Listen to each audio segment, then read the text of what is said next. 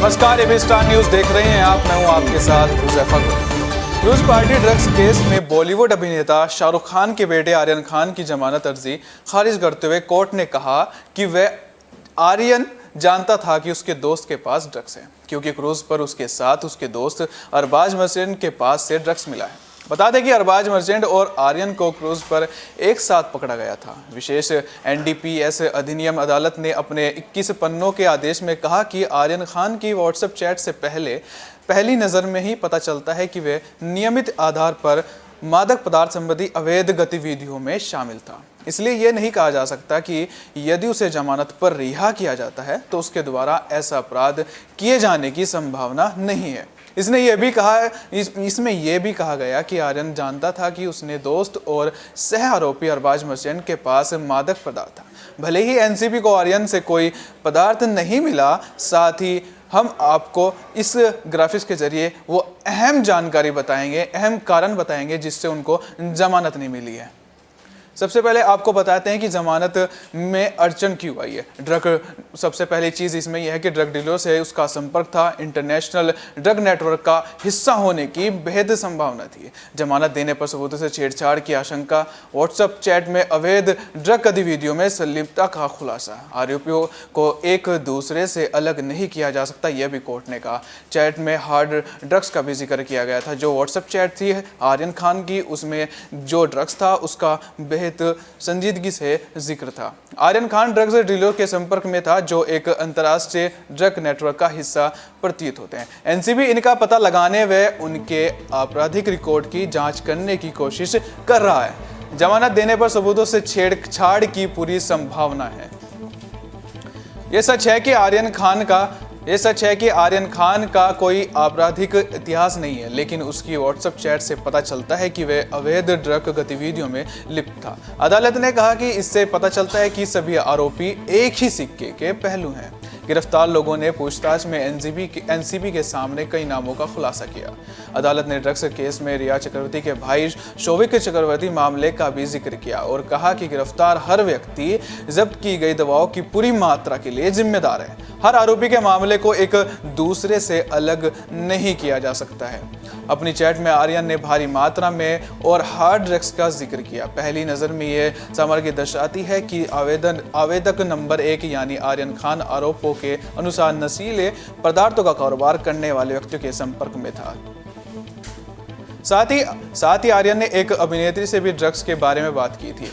आर्यन खान के साथ बॉलीवुड की एक उभरती हुई अभिनेत्री की व्हाट्सएप चैट भी एनसीबी को मिली है। बताया जा रहा है कि एनसीबी ने अदालत में और आर्यन के जो व्हाट्सएप चैट सौंपे हैं उनमें ड्रग्स को लेकर यह बातचीत भी शामिल है। इसे सबूत के तौर पर सौंपा गया था। हालांकि ये अभिनेत्री कौन है, इसको लेकर एनसीबी अधिकारियों ने उस वक्त तो खुलासा नहीं किया था, पर आज इसका खुलासा कर दिया है। इस मामले को लेकर आर्यन खान के साथ अनन्या का नाम जोड़ा जा रहा है। कहा जा रहा है कि आर्यन खान व्हाट्सएप चैट पर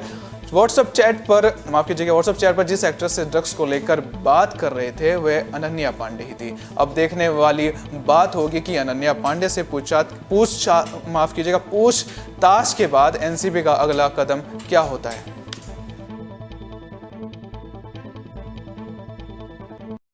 बॉलीवुड डायरेक्टर करण जौहर ने अपकमिंग मल्टी स्टारर फिल्म तख्त से जुड़े उन खबरों को खारिज कर दिया है जिसमें यह कहा गया था उन्होंने इस फिल्म को बंद करने का मन बना लिया। हालांकि अब करण ने साफ किया है कि उन्होंने तख्त पोस्टपोन नहीं किया है, क्योंकि यह फिल्म उनके दिल का टुकड़ा है। इसके साथ ही डायरेक्टर ने प्रोजेक्ट में देरी क्यों हो रही है इस बारे में बताया। तख्त को अपना पैशन प्रोजेक्ट बताते हुए उन्होंने कहा कि वह इस प्रोजेक्ट को हाथ से जाने नहीं दे सकते।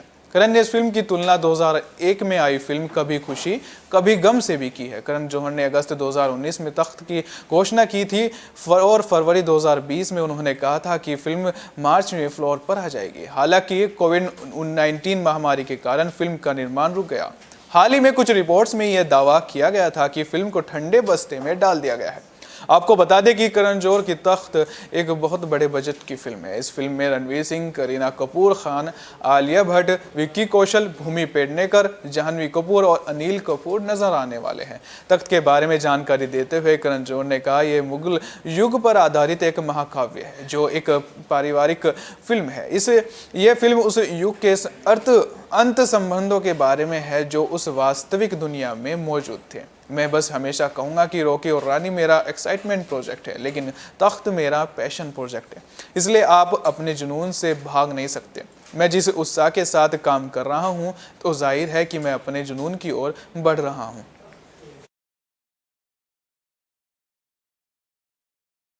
शाहरुख खान गुरुवार सुबह अपने बेटे आर्यन खान से मिलने अर्थ रोड पहुंचे।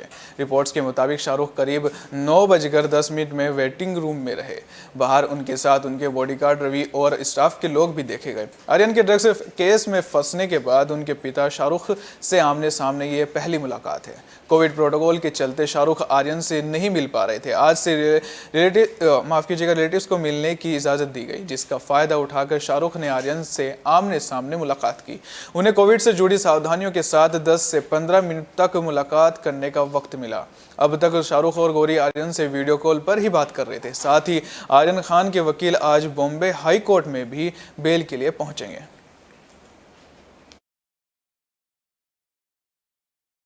साउथ एक्टर नागा चैतन्य से अलग होने के बाद the family man 2 starrer Samantha Prabhu अपनी दोस्त के साथ ऋषिकेश में छुट्टियां मना रही हैं। ऋषिकेश से सामंथा लगातार फोटो शेयर कर अपने चाहने वालों को अपने वेकेशन के बारे में अपडेट कर रही है। इसी बीच एक्ट्रेस ने फिर से एक नया पोस्ट शेयर किया है और बताया कि वे गंगा नदी के किनारे पर बने एक luxury hotel the rosette Ganga में रह रही हैं। सामंथा ने अपनी इंस्टाग्राम स्टोरीज शेयर की हैं, उसमें उन्होंने ऋषिकेश के अद्भुत नज़ारे को दिखाया है। एक्ट्रेस की फोटो में मौसम के बदलते खूबसूरत अंदाज को आप देखते ही रह जाएंगे। उन्होंने अपनी तस्वीरों में कोहरे से ढका पहाड़, बहती नदी, पहाड़ों से गिरते झरनों को शेयर किया है। इसके अलावा बंदर, पेड़ों पर जाल बुनती मकड़ियां और हरे भरे जंगलों की भी एक झलक दिखाई गई है। इन तस्वीरों में शेयर करते हुए उन्होंने लोकेशन को टैग भी किया है।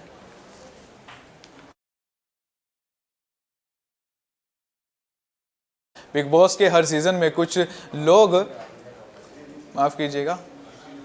बिग बॉस के हर सीजन में कुछ लोग दुश्मन बनकर निकलते हैं तो किसी को प्यार मिल जाता है। इस बार मायशा अय्यर और ईशान सहगल के रोमांस के चर्चे सुर्खियों में हैं।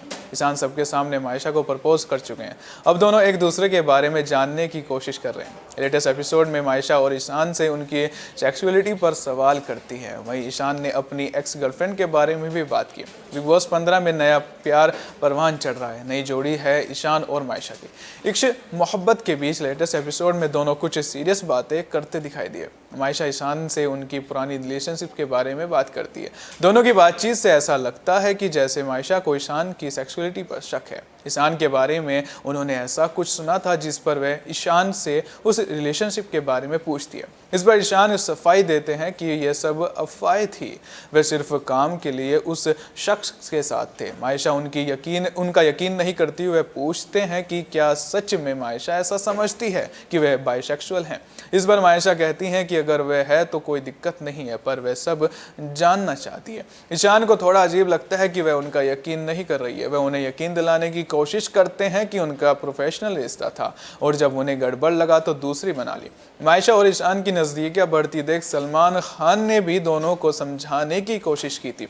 सलमान ने उनसे कहा था कि दोनों को समझदारी के साथ घर में रहना चाहिए। बिग बॉस हाउस में फराह खान आई तो उन्होंने भी दोनों का मजाक उड़ाया था। बॉलीवुड धमाल में फिलहाल के लिए इतना ही। दीजिए इजाजत, नमस्कार।